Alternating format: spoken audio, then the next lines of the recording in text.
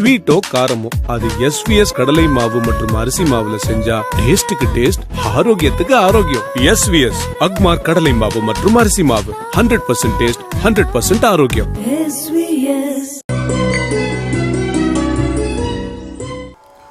கீழ்வானம் வெள்ளென்றே எருமை சிறு வீடு மேய்வான் பரந்தன காண் மிக்குள்ள பிள்ளைகளும் போவான் போகின்றாரை போகாமல் காத்துன்னை கூவுவான் வந்து நின்றோம் கோதே கலமுடைய பாவாயெடுந்திராய் பாடி பறை கொண்டு மாவாய் பிளந்தானே மல்லரை மாட்டிய தேவாதி தேவனை சென்றே நாம் சேவித்தால் அவையன்றாராய்ந்து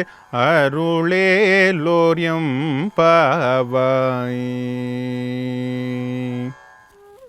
மூன்றாவது தோழியை ஆண்டாள் சென்று எழுப்புகிறாள்.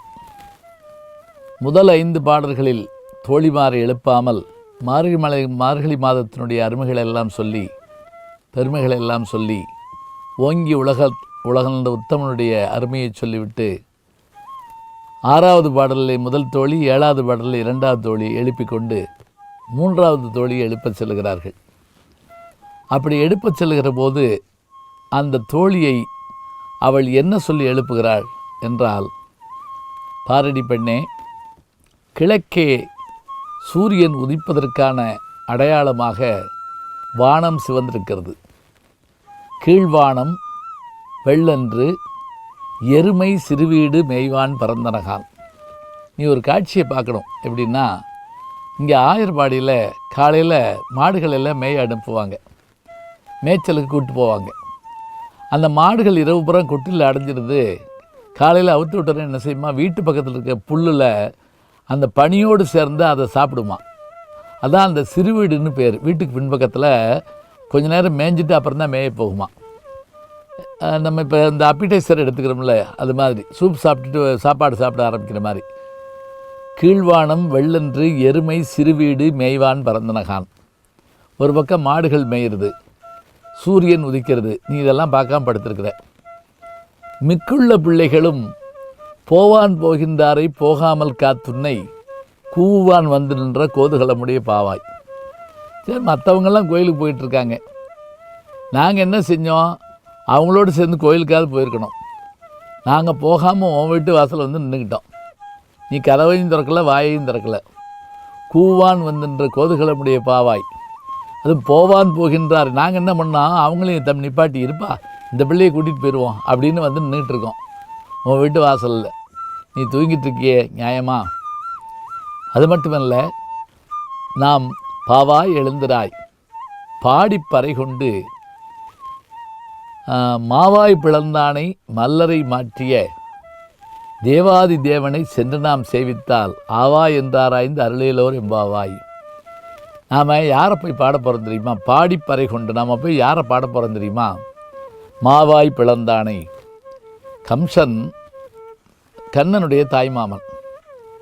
8வது குழந்தை, தன் தங்கையின் வீட்டிலே பிறந்த 8வது குழந்தை தன்னை கொல்லும் என்பதை தெரிந்து கொண்டு அதை கொல்வதற்கு எத்தனையோ முயற்சி செய்தான். ஆனால் கண்ணபெருமான் பிறந்தவுடனேயே இடம் மாறி ஒருத்தி மகனாய் பிறந்து ஒருத்தி மகனாய் தரிக்கு வளர்ந்தவன் அல்லவா அவன். அவன் ஆயர்பாடியிலே வளர்வதை தெரிந்து கொண்டு அவனை வீழ்த்த வேண்டுமென்று ஒவ்வொருவராக அனுப்புகின்றான். பூதகி என்ற அரக்கியரை அனுப்பினான், அவளை கொன்றான் கண்ணன். இப்போது கேசி என்ற அரக்கனை அனுப்பினான், அவனையும் கொன்றான்.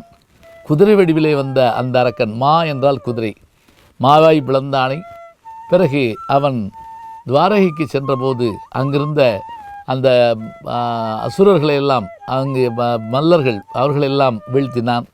மாவாய் பிளந்தானை மல்லரை மாற்றிய தேவாதி தேவனை சென்று நாம் சேவித்தால் ஆவா என்று ஆராய்ந்து அருளேலோர் எம்பாவாய். நமக்கு வேண்டியவற்றெல்லாம் அவன் தரமாட்டானா? அப்படிப்பட்டவனை சென்று நாம் பாட வேண்டாமா? நீ உறங்கிக் கொண்டிருப்பது சரியா என்று இந்த மூன்றாவது தோழியை எழுப்பியவுடன் அந்த தோழி எழுந்து வருகிறாள். அவளை அழைத்து கொண்டு அடுத்த தோழியை காண்பதற்காக செல்லுகிறார்கள். இந்த அற்புதமான பாடலுக்கான விளக்கத்தை, வியாக்கியானத்தை திருப்பாவிலே நீங்கள் காண வேண்டும். கோழி சிலம்ப சிலம்பும் கூறுகெங்கும் ஏழில் இயம்ப இயம்பும் பெண் சங்கெங்கும் கேழில் பரஞ்சோதி கேழில் பரங்கருணை கேழில் விழு பொருள்கள் பாடினும் கேட்டிலையோ வாழியீதென்ன உறக்கமோ வாய்திரவாய் ஆழியான் அன்புடைமை ஆமாறும் யூவாரோ ஊழி முதல்வனாய் நில்த ஒருவனை ஏழை பங்காளனையே பாடேலோரெம்பாவாய்.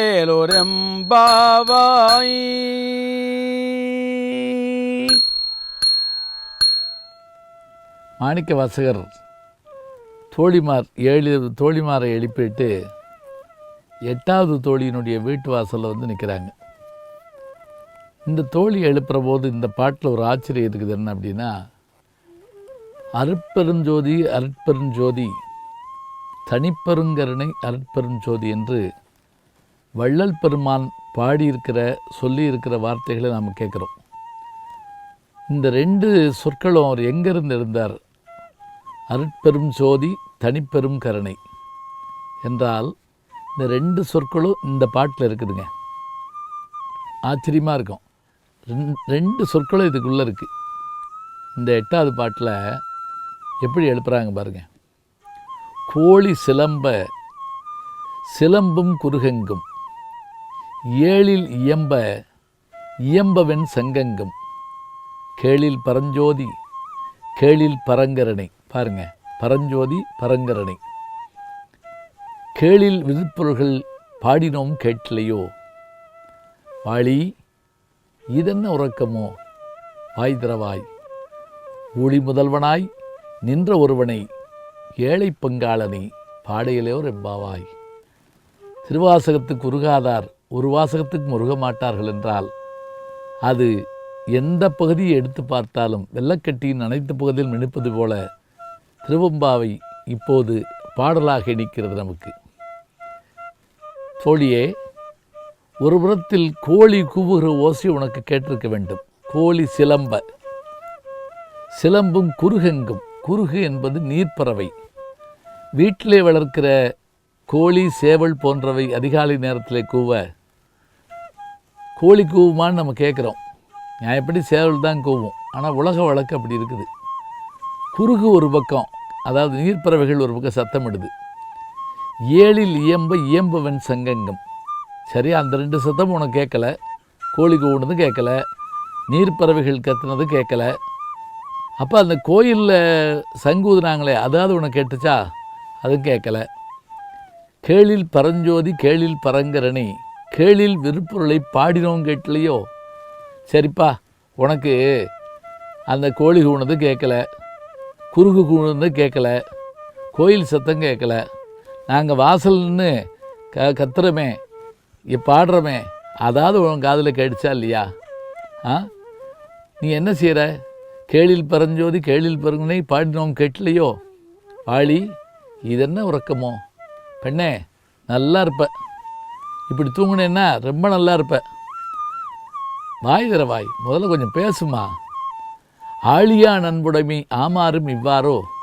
இதுதான் நீ சிவபெருமான் மேலே வச்சுருக்க அன்பாக்கம். எங்களை வந்து கூப்பிடுவேன்னு சொல்லுவேன், கூப்பிட வரல, நாங்களே வந்துட்டோம். ஊழி முதல்வனாய் நின்ற ஒருவனை ஏழை பங்காளனை.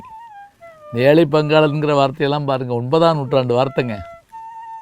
இன்றைக்கி நம்ம அரசியல் தலைவர்கள்லாம் சொல்கிற போது அவர் ஏழை பங்காளன்னு ஒரு வார்த்தை சொல்கிறோம்.